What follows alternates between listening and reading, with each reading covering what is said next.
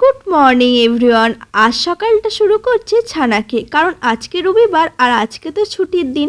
আর এই রবিবারে আমার বর এবারে মাংস নিয়ে আসেনি, আর নিয়ে এসেছে ছাতু। আর রবিবারের দিনে ছাতু অনেক উঠেছে বাজারে, যেহেতু বৃষ্টি অনেক হচ্ছে আর এই সময় মুরগির প্রচুর রোগ হয়, সেই জন্য মাংস খাবারটা একদমই উচিত নয়। আর এখানে আমি ছাতুটা একদম ছাড়িয়ে পরিষ্কার করে ভেজে নিচ্ছি। আচ্ছা বলো তো, এই ছাতুটার নাম কি বলে? আমার না ছাতু সম্বন্ধে কোনো আইডিয়াই নেই।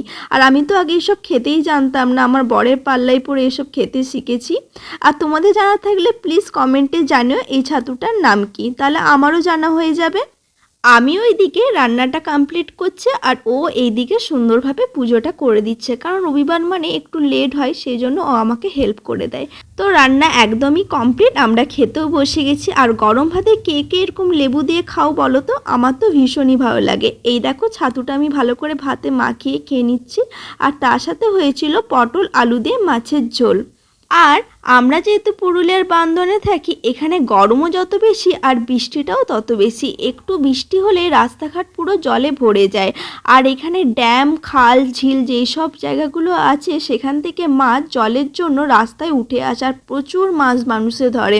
আর আমার ভিডিওগুলো তোমাদের যদি ভালো লাগে, আমার চ্যানেলটা সাবস্ক্রাইব করে পাশে থেকো।